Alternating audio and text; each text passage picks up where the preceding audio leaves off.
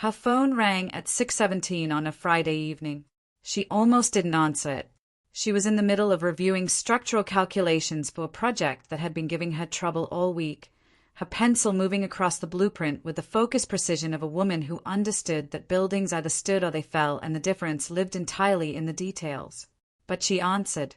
The voice on the other end was calm, composed, Korean-accented English, spoken with the specific careful quality of someone who has rehearsed what they are about to say and has decided that saying it cleanly matters more than saying it gently. The voice said her name first. Then it said, "My name is Han So-yeon, and I think it is time you knew I existed." Amora Asante set down her pencil. She sat very still at her architecture desk in her Seoul farm with the blueprints in front of her and the city visible through the window behind her, and the phone pressed to her ear, and she listened to a woman she had never heard of tell her everything her husband had known for 2 weeks and chosen not to say. She did not interrupt. She did not cry. She listened to every single word.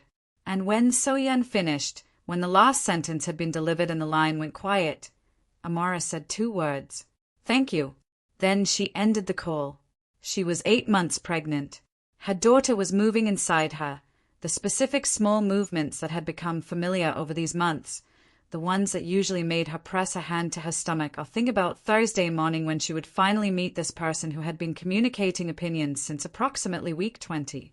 Right now the movement felt like the most honest thing in the room.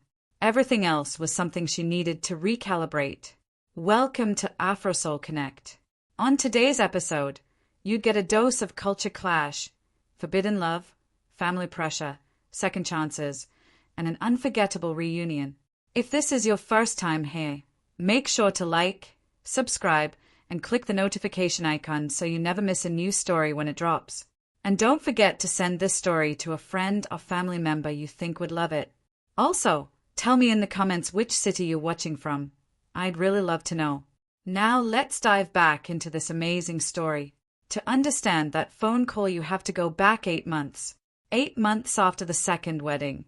The small private garden ceremony with the cherry blossoms and the 12 people, and the specific quality of 2 people choosing each other on the other side of something that should have ended them.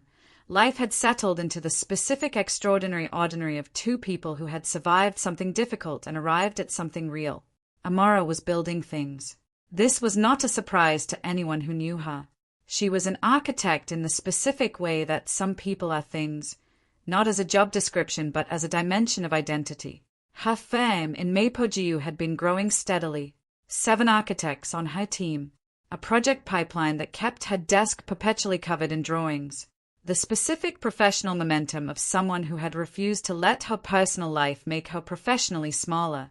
She had also recently won the biggest commission of her career, the Seoul Community Arts and Residential Complex, a mixed-use development in one of the city's most underserved neighborhoods, a project she had been pursuing for 18 months, one on the specific merit of a tender submission so thorough and so technically precise that the selection committee had not had a serious conversation about anyone else.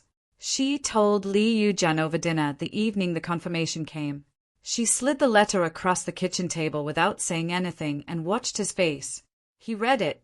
He looked up at her with the expression she still was not entirely prepared for even after everything, the full unguided warmth of a man who understood what something cost the person he loved and was receiving news of their triumph with the complete absence of any version of management. Obviously, that was all he said. She laughed. He came around the table and held her face in his hands the way he did when something significant had arrived and he wanted her to know he understood its weight. She put her face against his shoulder and they stayed like that in the kitchen for a while without any need for additional words. That was 4 months before the phone call. 4 months during which Amara expanded her project team, began preliminary site documentation for the complex, discovered she was pregnant on a Tuesday morning that reorganized the shape of everything she thought she understood about her own capacity for joy, and continued to build a marriage that both of them were working at with the specific focused intention of people who understand what neglecting it costs. She found out about the pregnancy in the bathroom of her farm. She sat on the floor with the test in her hands for 20 minutes, not from fear, from the specific quality of a happiness so enormous it needed time to find its shape before she could stand up inside it. She came home and cooked the specific dinner that required her hands to be busy while she found the right moment. She slid the test across the kitchen table. Lee Yu-jun went completely still. Then he came around the table and crouched beside her chair and held her face and pressed his forehead against hers, and his voice, when he finally found it, was barely there. He didn't know, he told her, that this was what he had been waiting for. She cried. The full, real, uncontained tears of a woman whose joy has found the one crack in the architecture of her composure and come through it warm and unstoppable. He held her face and let her be exactly where she was. The food went cold on the table. Neither of them noticed. The thing about Lee Yu-jun's world was that it never fully stopped. He ran an organization that operated in the specific gray space between legitimate business and the kind of power that does not entirely advertise itself. He had spent the 8 months of the second marriage being a genuinely different man within that world, more present, more honest, bringing things to Amara rather than managing them away from her. But the world itself had not changed. It still required decisions. It still produced consequences. And it still contained people who had their own agendas that did not care about the specific quality of peace two people had built in an apartment kitchen. Park Sung-jin had served the Lee family for 15 years. 60 years old, methodical, entirely cold in the specific way of someone who had spent 15 years believing he understood the organization's needs better than the people nominally running it. He had watched Lee Yu-jun's marriage to Amara from the beginning with the contained disapproval of a man who considered himself the organization's ideological guardian and considered a foreign wife, an architect, a Ghanaian woman who operated with conspicuous independence inside the organization's territory, a structural vulnerability he had not been consulted about. He had not moved immediately because Park Sung-jin was not an impulsive man. He moved when the opportunity arrived. The opportunity arrived in the form of the Han family, a council-aligned business dynasty whose financial resources the organization needed for a significant regional expansion. The patriarch had a daughter, 28 years old, beautiful, composed, Korean, entirely willing. The match was strategically obvious. Park Sung-jin had been building toward it for 6 months before he formalized the proposal. What he had not adequately accounted for was the daughter herself. Han So-yeon had loved Lee Yu-jun for 6 years, not the managed admiration of a woman who has been told she is suitable for a powerful man. Actual love, the specific private love of a woman who had watched someone from a careful distance for years, who had turned down other proposals because none of the other men were him, who had told herself that timing was a kind of fate and had been waiting for timing to resolve itself in her direction. When Park Sung-jin came to her father with the proposal, she experienced it as the arrival of something she had been waiting for without knowing she was allowed to call it waiting. She was not a villain in her own story. She was a woman who had loved someone for 6 years and been handed what looked like the first real opportunity. She did not think very carefully about the woman who was 8 months pregnant with his child. Lee Yu-jun found out about the council meeting on a Tuesday. He found out through the organizational intelligence network his second-in-command maintained, which had been reporting on Park Sung-jin's activities for approximately 3 months before the formal proposal was even made. He sat at his office desk and read the briefing document. He was very still for a long time.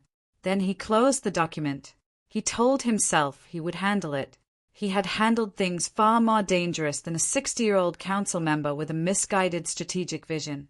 He would remove Park Sung-jin, decline the arrangement, make the whole situation disappear before it became something Amara needed to think about.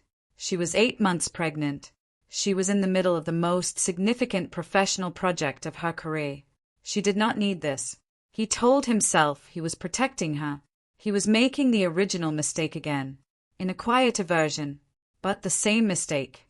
He went home that Tuesday evening and sat across the kitchen table from his wife, strikingly beautiful Ghanaian woman, early 30s, deep warm brown complexion, high cheekbones, full lips, natural hair loose around her shoulders, wearing a dark, comfortable blouse over the visible curve of 8 months. And she talked about the site documentation she had been reviewing, and he listened with the full quality of his attention, and he said nothing about Park Sung-jin or Han So-yeon or any version of what he had read 3 hours earlier. He told himself he needed 2 weeks to resolve it cleanly. He had 2 weeks. He did not move fast enough. Park Sung-jin had been managing the organization's politics for 15 years, and he understood the specific timing of pressure. He moved before Lee Yoo-jun had completed his countermove, escalating the proposal to 4 additional council members and presenting the Han family alliance as a done negotiation pending only the current obstacle's resolution.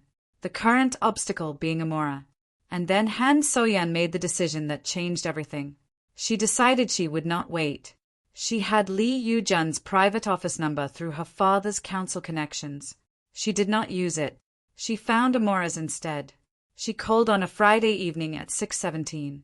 She introduced herself. She explained the council proposal. She explained Park Sung-jin. She explained the 6 years. She explained the fact that Lee Yoo-jun had known for 2 weeks. And then she said the sentence that would stay with Amora forever. She was telling her because she deserved to hear it from someone, even if that someone was her. She had her own reasons for calling. Amora understood this. So-yeon was not being generous. She was calculating that if Amora knew, things might fall differently. She was not entirely wrong to calculate it, but she had underestimated something significant about Amora Santi.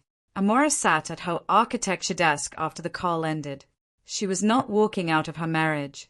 She was not removing anything from any finger. She was doing what she always did with significant information, holding it at arm's length first, understanding its shape, allowing herself to feel the full weight of it before she decided what to do with it. She picked up her bag. She drove home. Lee Yoo-jun was at his desk in the apartment study when she came through the door. He looked up. He saw her face, and she watched the specific sequence of things that moved through his expression.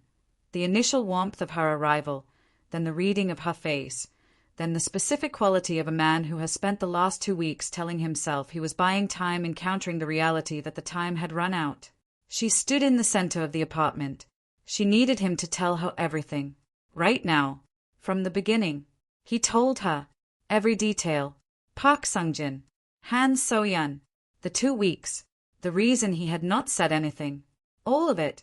In the plain, direct language she had required of him since the second beginning. When he finished, she was quiet for a long time. She looked at him across the apartment, and then she said the thing that hurt him more than any confrontation could have. She would have stood beside him through all of it. If he had told her, she would have stood right beside him and they would have handled it together. But he had decided that she needed to be protected from her own marriage. She picked up her bag. She was going to Yemi's for a few days. He stood up. Her name came out of him before he could stop it. Not forever, she said. And the specific quality of those 2 words, not forever, was not reassurance. It was a condition. She was leaving for the specific number of days it would take him to understand something completely. She walked out. He stood in the apartment alone. For a very long time he did not move. Then he sat down, and he began to think about everything he needed to do. Not to get her back. She had said not forever. He believed her, but because it was right, and because the specific habit of protecting her from information was something that needed to be dismantled the same way everything wrong in his life had been dismantled, completely, with full attention, without waiting for a better moment. He called his second-in-command. Tonight, he told him.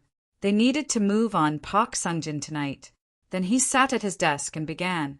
Yemi's apartment was small and full of plants and entirely unlike anything that had Lee Yoo-jun's organizational fingerprints on it.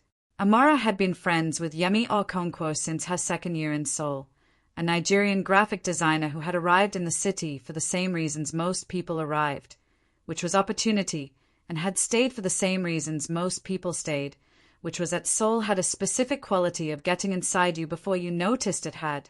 Yemi was the kind of friend who did not ask too many questions but made excellent tea and had a couch that was surprisingly comfortable and understood, with the specific intuition of someone who had watched Amara navigate the last 2 years, that sometimes the most useful thing available was simply space. She gave Amara the spare room. She made tea. Did she want to talk about it? Yumi asked. Not yet, Amara told her. Okay, Yumi said, and went back to her studio. That was Friday night. Amara sat on the edge of the spare room bed and held everything the way she always held significant things, at arm's length first, in the specific internal accounting she had always done before she allowed herself to respond to anything that mattered.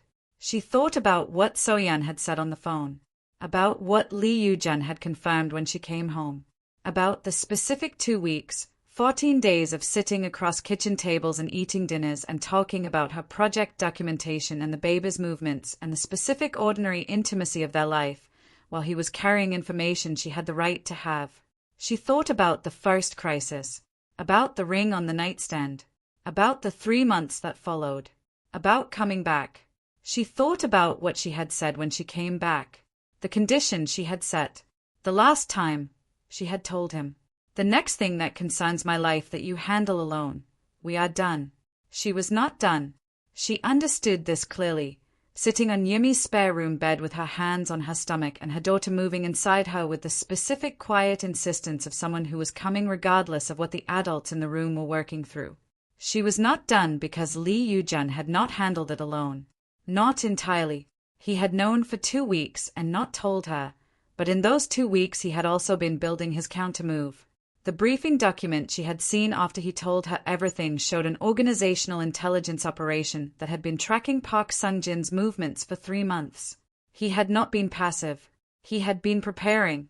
The failure was not the preparation. The failure was the silence. Specifically, the specific kind of silence that says, I will manage this and you will never need to know it existed. The silence that had a name. The silence they had spoken about directly and clearly with the specific terms of people who had been here before and have agreed on the terms of not being here again. He had not kept the terms. That was what the 3 days were for. Not punishment, not grief, not the performance of a woman who needed him to prove something. The 3 days were for Lee Yoo-jun to sit in an apartment without her and understand, in the specific quiet way that understanding arrives when the noise of daily life is removed, that the terms were not a figure of speech. On Saturday morning, Amara opened her laptop and worked on the site documentation for the Seoul Community Arts Complex for 4 hours, because the building still needed to be built and the calculations still needed to be correct, and nothing about what was happening in her personal life had changed the load distribution requirements of the eastern elevation. She was an architect. She dealt with things that fell and things that stood and the specific difference between them. She was going to make sure her marriage stood, but it was going to stand on the correct foundation or it was not going to stand at all. What she did not know, what no one knew except the people inside it, was what Lee Yoo-jun had done on Friday night after she walked out. He had moved on Park Sung-jin immediately, not with the measured, deliberate countermove he had been building for 3 months. With the specific decisive action of a man who has been sitting on a problem for 2 weeks telling himself he was managing it and has just understood that managing it had a cost he had not fully accounted for, and who is no longer willing to be patient. By midnight, Park Sung-jin had received a formal notification of his suspension from the council pending a review of organizational misconduct. By 2 in the morning, the 4 council members whose votes Park Sung-jin had claimed to control had each received a separate private conversation with Lee Yoo-jun's most senior representatives. Conversations that communicated with the quiet efficiency of people who understood how to communicate things without performing the communication. That the Han Family Alliance was not a direction the organization was pursuing and that supporting Park Sung-jin's position was a choice with consequences.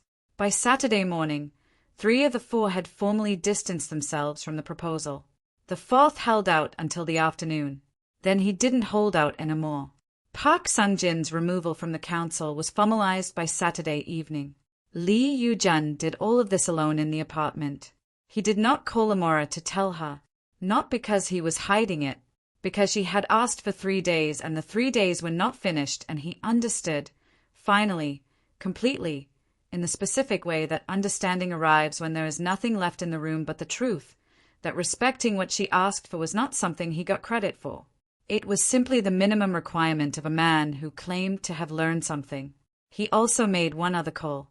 On Saturday afternoon, he called Han So-yeon directly. She picked up immediately, the specific immediately of someone who had been waiting. He did not waste time. There was no arrangement, he told her. There was never going to be one. He needed her to understand that clearly, not as something that might change. A moment of quiet on her end. Then she told him she already knew that. He asked her why she had called Amora then. Because Amora deserved to know, Soyeon told him. Not to take something from her. Because she deserved the truth about her own marriage from someone. He was not going to tell her.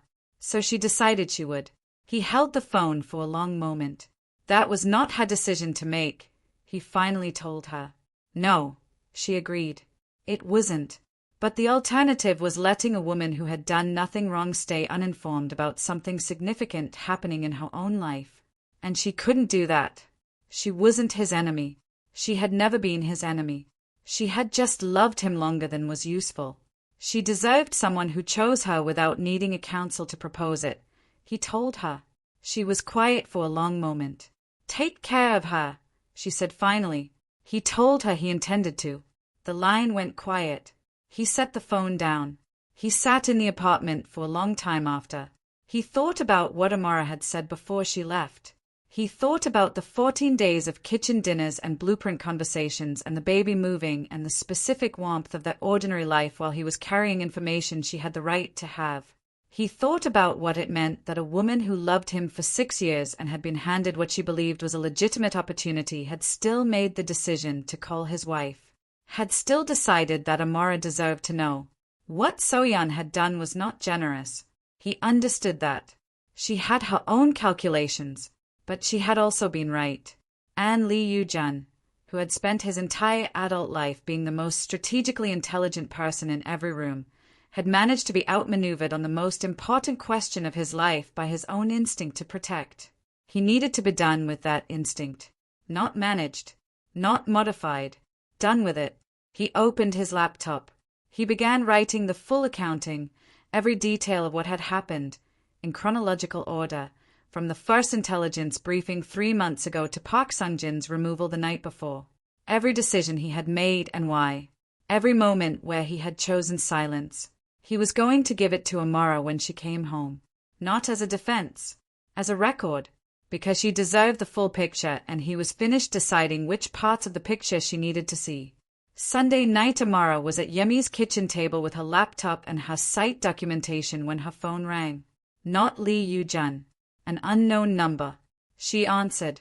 A woman's voice. Older. Warm. Korean. The administrative director of the Seoul Metropolitan Arts Council. Amora sat up straighter. There had been a complaint filed against her firm regarding the community arts complex tender submission, the woman explained. Anonymous. Alleging professional misconduct in the documentation process. The complaint had been reviewed by the council's legal team and had been found to contain significant irregularities, specifically references to internal tender documentation that could only have been accessed through unauthorized means. The council had determined that the complaint itself constituted a more significant breach than anything it alleged. The investigation was being closed. The commission stood. Amora asked one question. Who filed the complaint? The source had been traced to an organizational address connected to a man named Park Sung-jin, the woman told her. Amora closed her eyes briefly. She thanked the woman. She ended the call. She put the phone down on Yumi's kitchen table. She looked at it for a long time. So it had not just been the marriage. Park Sung-jin had also come for her work. He had tried to use the most significant professional achievement of her career as a pressure point, had fabricated a misconduct complaint against her fame, had tried to damage her credibility, had attempted to remove the thing she had built with her own hands from her hands. And Lee Yoo-jun had known about Park Sung-jin for 3 months, and had said nothing. She picked up her phone and called Lee Yoo-jun. He picked up on the first ring. She had just received a call from the Arts Council, she told him. She needed him to tell her about the complaint against her firm.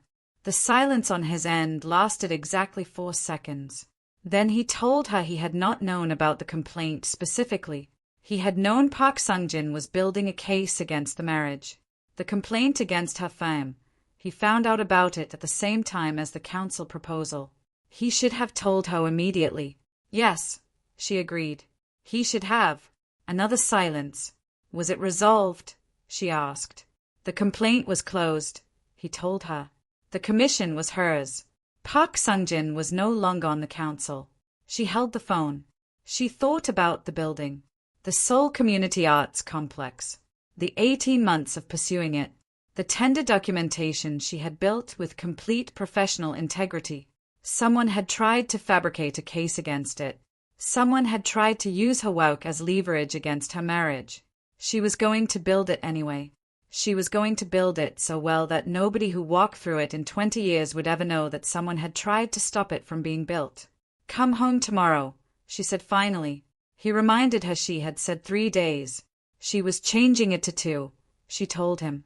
"Come home tomorrow morning." A pause. Then he asked what time.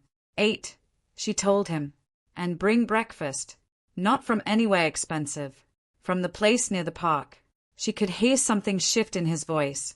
The specific exhale of a man who has been holding something for 2 days and has just been given permission to set it down. 8, he confirmed. The place near the park. She hung up. She sat at Yemi's kitchen table with her daughter moving inside her with the specific emphatic quality of someone who had been patient long enough. "Soon," Amora said softly, not to anyone in the room. Her daughter kicked. She put her hand on her stomach. "She knew," she said quietly. "She knew." He arrived at 7:58. 2 minutes early with food from the place near the park in a paper bag and the specific expression of a man who has spent 2 days alone in an apartment doing the hardest internal work of his adult life and is standing at someone else's door understanding that the work is not finished. It is simply changing form. Yumi opened the door. She looked at him. She looked at the paper bag. She told him Amara was in the kitchen. She went back to her studio without another word. He walked through the small plant-filled apartment to the kitchen. Amora was at the kitchen table. Natural hair loose around her shoulders. Dark-fitted blouse. 8 months visible. Her hands around a cup of morning tea. The Accra brand, the one he had been ordering online for the past year because she mentioned once that she missed it. Yemi apparently kept the same tea. He set the food on the table. He sat across from her. She looked at him. Then she told him to show her. He pulled out his phone. Opened the document he had spent Sunday writing, the full chronological accounting, every detail, every decision, every moment of silence and why. He turned the phone toward her and placed it on the table between them. She read it. He watched her read it. She did not rush. She read every line with the focus quality she brought to structural documentation, looking for the load-bearing elements, identifying the places where things had held and the places where they had given. When she finished, she set the phone down. She picked up her tea. He had known about Park Sungjin 3 months before he told her, she said. "Yes," he confirmed. He had been building his countermove, she said. "Yes." And he had thought that if he resolved it before it reached her, she would never need to know it existed. "Yes." She nodded slowly. "And the complaint against her fame," she continued. He had found out about it the same day as the formal proposal, he told her. He should have told her that night. She was quiet. She looked at her tea. Then she said something he had not expected. So-yeon was right to call her. He looked at her. She did not like that So-yeon had called her, Amara continued. She did not like that a woman who was trying to take her husband felt entitled to manage her awareness of her own marriage. She understood So-yeon's calculation. So-yeon thought if she knew she would leave and the arrangement would have room. She was wrong about that. But she was right that Amara deserved to know. And since he was not going to tell her, she was glad someone did. He said nothing. He held the truth of this without reaching for defense. She wanted to talk about the complaint against her wake. She continued. Her voice shifted slightly. Not angrier. More precise. He waited. Someone had tried to fabricate professional misconduct against her fam, she said.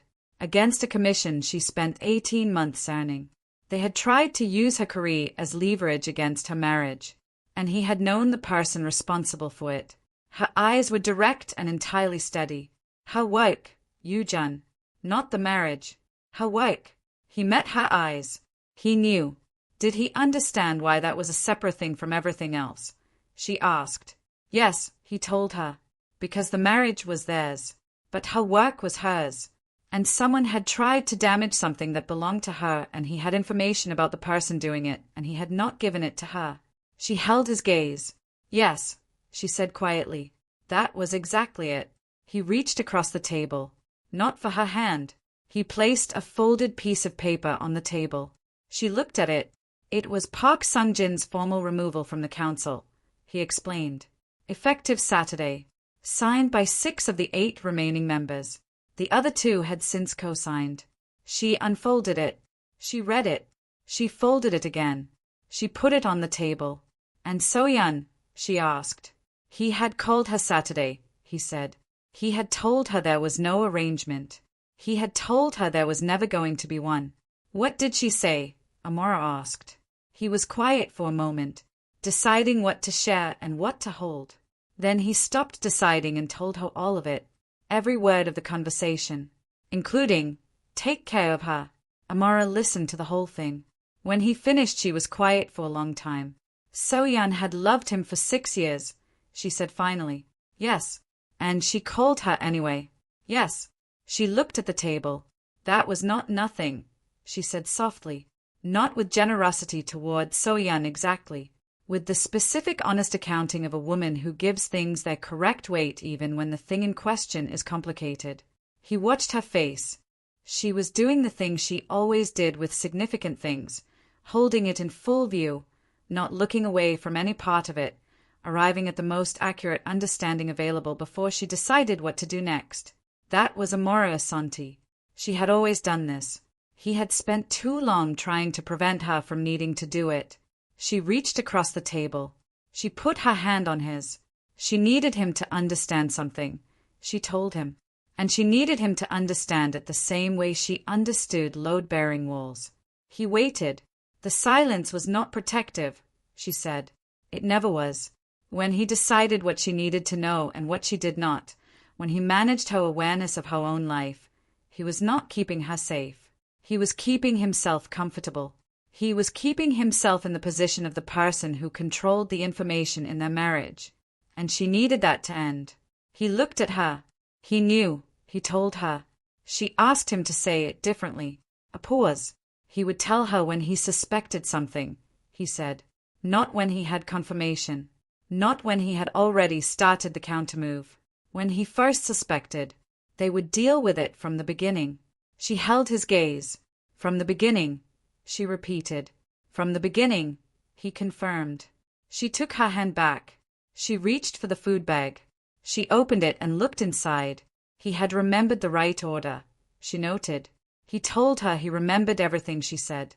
She looked up at him, and something in her expression shifted. Not the managed warmth she could deploy in public, not the composed authority that ran her fam, but the specific entirely private thing that was only available to him. The thing she could not entirely control the arrival of and had stopped trying to. She told him to come home. Now, he asked. After breakfast, she said. She was eating first. He almost smiled. She opened the containers. They ate at Yemi's kitchen table in the small plant-filled apartment that smelled like tea and morning and someone else's life temporarily borrowed. And it was ordinary in the way that the most significant moments always are, not dramatic, not performed, simply 2 people sitting across from each other with food between them, choosing each other again with the full weight of everything they knew about each other. This is where the story needs to pause for a moment. Because before we go any further, I need to know what you think about something. So-yeon called Amora. A woman who was trying to take her husband called her directly and told her the truth about her own marriage. And Amora said she was glad someone did. Tell me in the comments, do you think So-yeon did that out of guilt or out of calculation? Because I have a theory. And I think once you tell me your city and your answer, what happens next is going to land differently. Drop everything you're thinking right now. We are not done yet. They went home. The apartment was exactly as she had left it 2 days earlier. Her books on the shelf, alphabetical within genre. Her tea in the cabinet. The Accra brand, 2 boxes left. The site documentation for the Seoul Community Arts Complex stacked beside her laptop on the kitchen table where she had left it Friday evening before driving home from her farm to find out that her husband had known something for 2 weeks. She stood in the center of the apartment. She had not been here since Friday. It looked the same. She felt different inside it. Not worse. Different. The specific quality of a space that you have briefly been away from and that has rearranged its familiarity in your absence, made you see it slightly more clearly than you could when you were simply inside it every day. She looked at her books. She looked at his organizational files on the desk in the study. She looked at the specific small evidence of their life arranged in its ordinary geography. Then she put her bag down. She went to the kitchen and made tea. He put his jacket on the chair in the study and came to the kitchen and sat at the table and opened his laptop and began working, and they occupied the apartment together in the specific ordinary way that communicated more than any conversation could, whether something was intact or whether it was simply performing intactness. It was intact. She could tell. The difference had its own quality. 3 hours later she was reviewing the load calculations for the complex's central atrium when something shifted in her body. She set down her pencil. She looked at the clock. She was not alarmed. She had known this was coming. She had known since approximately Wednesday, when the movements had changed in the specific way she had been told to watch for, that Thursday was a likely candidate. She sat with it for 10 minutes.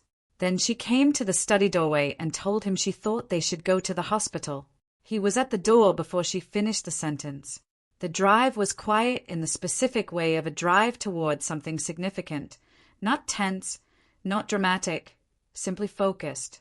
He drove. She breathed. He had his hand over highs on the center console, and he did not fill the space with words because he understood, by now, the kind of space she needed when she was working through something physical. She was doing what she always did, dealing with the problem in front of her with complete focused attention.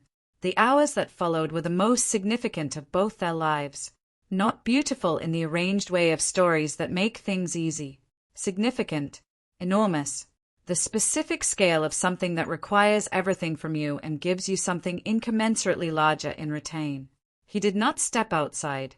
He stood beside the bed and held her hand when she needed it and released it when she needed her hands free, and said her name in the voice she recognized. Not management. Not comfort performed. Simply contact. The audible evidence of his presence. And at the hardest part, he leaned close and told her quietly that she was the strongest person he had ever known. And he had known some very strong people. She did not say anything. She held on to the truth of it. At 9:43 in the morning their daughter arrived. The sound she made was immediate and emphatic and entirely certain of its own presence. The specific sound of a person who knows who they are and has no interest in entering a room quietly. Amora laughed. Even then. Even in the most physically enormous moment of her life. Because the sound of this child was so specifically loud and so specifically confident that it was impossible not to recognize her. The nurses placed her on Amora's chest. Amora looked at her daughter. Her daughter looked at her. Warm mixed complexion. Lighter than Amora's deep warm brown. Not her father's either. Entirely her own. The specific beautiful in-between of two people combined into a new person. Her mother's high cheekbones, precise and already clear in the small new face. Her father's dark intense eyes, open and already gathering information about the new environment with the specific quality of his attention. "Hello," Amora said. Her daughter looked at her with those dark precise eyes. Lee Yu-jun was standing beside the bed. He was very still. Not the organizational stillness. Not the managed professional quality that belonged to the boardroom and the council chamber. This was the stillness of a man for whom every available prepared response has proven completely insufficient and who is experiencing something that his preparation had not prepared him for. He had read the books. He had attended every appointment. He had driven her to the hospital at 5 in the morning and held her hand through everything. None of it had prepared him for this. Amora looked up at him. She told him to come here. He sat on the edge of the bed. He looked at his daughter. She looked back at him with his own eyes in her mother's face. She had her cheekbones, he said. Barely there. She had his eyes, Amora said. He was quiet for a moment.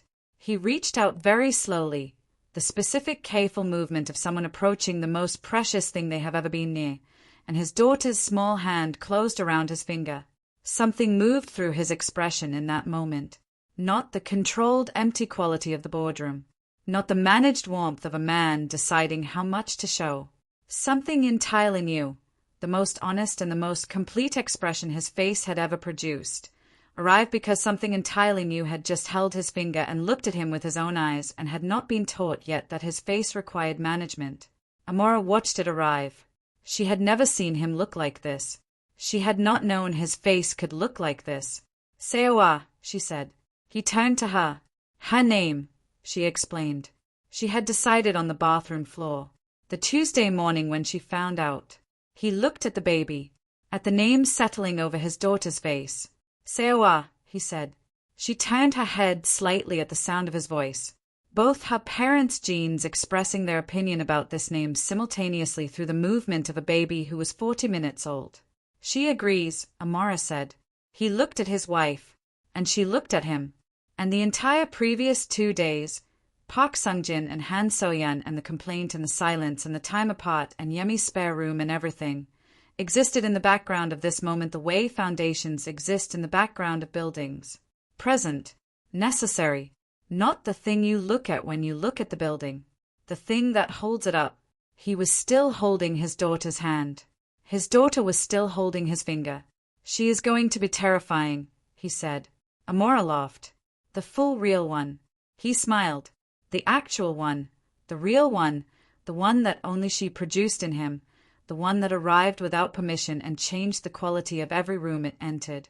Both of them in a private hospital suite on a Thursday morning in Seoul with their daughter between them and the city going about its ordinary business below entirely unaware. Seoul Lee, who had arrived loud and certain and entirely herself, and who had, in the first 40 minutes of her existence, already made both her parents understand something they had separately been approaching from different directions for 2 years, that the thing they had built was real, not because it was easy or perfect or unbroken, because it had been tested, and it had held. Amara came home 6 days after the birth. She walked through the apartment door with Seoul in the carrier against her chest and set her bag down and stood in the center of the apartment that was exactly as she had left it 2 weeks earlier before any of this had happened. Lee Yoo-jun was in the kitchen. She walked in. He turned from the stove. He looked at her. He looked at Seoul, warm mixed complexion, his dark precise eyes, her mother's high cheekbones, 6 days old and already conducting a thorough assessment of the new environment. She was already judging the kitchen, he observed. She learned it from somewhere, Amara said. He almost smiled. She sat at the kitchen table. He made tea. The Accra brand, from the cabinet, without asking. He set it in front of her and sat across from her, and for a moment neither of them said anything, the specific quality of a silence between two people who have been through something and are sitting inside the first ordinary moment on the other side of it. Then Amora told him she needed to hear the rest. He had told her Park Sungjin's removal. He had told her about Soyeon. But she had learned, over these years, that Lee Yoo-jun's tellings always had edges, not lies, not omissions exactly, but the specific trimming of a man who had spent his life editing information for maximum efficiency and minimum discomfort. She had learned to ask for the rest. He told her everything that had happened in the 2 weeks he had been silent, every intelligence briefing, every organizational meeting, every moment where the countermove had been building and he had made the decision to hold the information rather than bring it to her. He told her about the moment he decided not to tell her, sitting in his office on the Tuesday evening reading the briefing document, telling himself she was 8 months pregnant and did not need this, telling himself he would resolve it before it touched her. What was he actually protecting? She asked when he finished. He looked at her. He did not answer immediately. She was not asking to be cruel, she told him. She was asking because she thought he needed to know the answer. He was quiet for a long moment. Himself, he finally said. She held his gaze. Himself from the conversation, he continued. From having to explain that someone in his organization had been building a case against their marriage for 6 months. From watching her receive that information. From the version of this where she looked at him across the table and asked why he had not handled it sooner. He had told himself it was protection. It was avoidance. The kitchen was very quiet. Seoul made a small sound against Amora's chest. Amora looked down at her daughter. She adjusted the carrier slightly. Then she looked back at Lee Yoo-jun. She knew. She told him. She had known since Friday evening when she was sitting at Yemi's kitchen table trying to understand how they keep arriving at the same place from different directions. This was the last time she was going to explain it. Not because she was threatening him. Because she was done explaining it. After this conversation it had been said everything it needed to be said, and if it happened again there was no version of the explanation that helped. He understood, he told her. She asked him to say what he understood. Specifically, he looked at his wife. He looked at the woman who had spent 2 years building a life in his city and a career in his world and a marriage with him, and had done all of it with open eyes, and had been required, repeatedly, to remind the man she chose that choosing her fully meant telling her things even when the telling was uncomfortable. He would bring her the suspicion, he said, not the confirmation, not the resolved situation, the suspicion. When something first began to form, when he first felt something was wrong, he would bring it to her. They would deal with it from the beginning. Together. She held his gaze. And her work, she added. Especially her work, he confirmed. Anything that touched her professional life or her firm.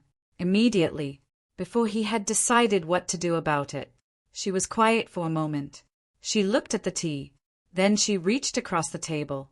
She put her hand on his. He turned his hand under hers so their palms were together. Seoul made a slightly more emphatic sound. Amora looked down at her daughter. Seoul was looking up at her with the dark, precise eyes that were her father's and the expression of someone who had a number of opinions about the current schedule. She had his sense of timing, Amora said. She had her volume, he said. She had his stubbornness, Amora said. He looked at his daughter. Seoul looked back at him with complete composure. Yes, he agreed. She did. 3 months later, the Seoul Community Arts Complex broke ground. Amara was at the ceremony site on an October morning with the project plans under her arm and her natural hairstyled back and her fitted dark coat against the autumn chill.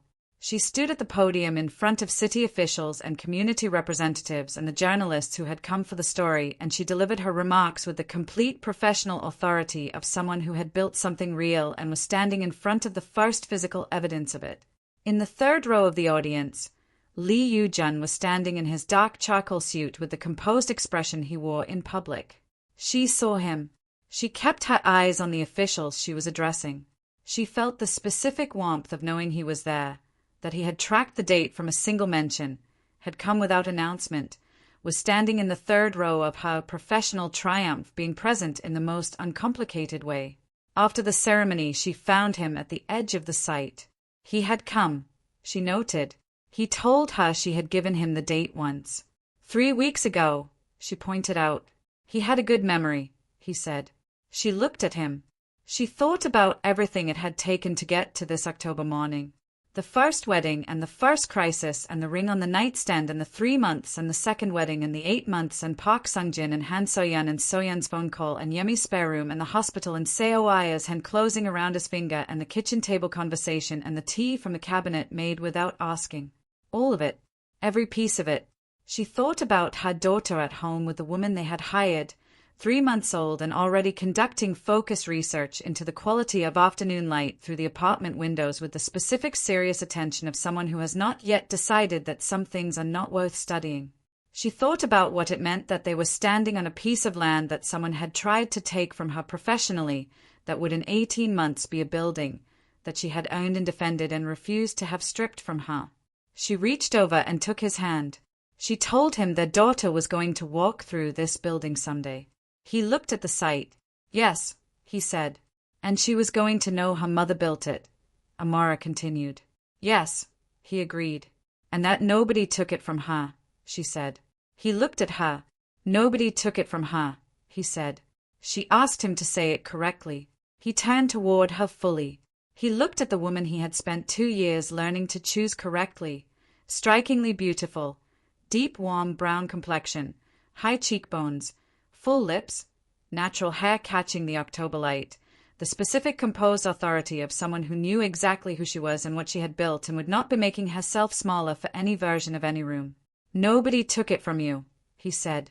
She held his gaze. Correct, she said. She looked at the site one more time. Then she told him she had a site walk to finish and he was either walking with her or going home. He fell into step beside her. She handed him the project plans. He carried them without being asked. She pulled out her hard hat. He reached over and took one from the site manager's table as she walked past. They walked the site together in the October morning while Amara pointed at things and explained load distribution and foundation requirements and the specific decisions behind the eastern facade, and Lee Yu-jun asked the follow-up questions of a man who had been paying attention, and Seoul went about its ordinary business around them entirely unaware that this particular piece of land had been fought for, that the woman walking it had refused to let it be taken, that the man beside her had arrived at the understanding, finally, completely, without the cushion of any remaining justification, that protecting her from information had never been love. That love, in its actual form, looked like this: walking a construction site, carrying the plans, asking the questions, being present, from the beginning. Some love stories are about falling. The falling is beautiful and the falling is enough, and the story ends where the falling does. This one was never about falling. This one was about two people who had already fallen, who had survived the falling and chosen each other on the other side of it, learning what it actually meant to build something that stood. Amara Asante did not need Lee Yu-jun to be perfect. She needed him to be present, to bring her the suspicion when it first formed, not the resolved situation after he had already managed it, to understand that protecting her from information was not love. It was the specific comfortable habit of a man who had spent his whole life being the most intelligent person in every room and had not yet learned that some rooms required a partner rather than a manager. He learned it, imperfectly, then more completely, the way real learning happens, not in one conversation but in the accumulated specific decisions of a person who has finally understood something and is no longer willing to pretend they haven't. Do you think Lee Yu-jun would have told Amara eventually? Or do you think So-yeon's call was genuinely necessary? And the question that has been sitting with you since part 1, was So-yeon calling Amara an act of guilt or an act of calculation? Because it can be both. It was both. And what you make of that probably says something about how you understand love under pressure. And one more thing, if you were Amara, would you have stayed? Or is there a version of this where she leaves and does not come back? Tell me your answer. Tell me your city.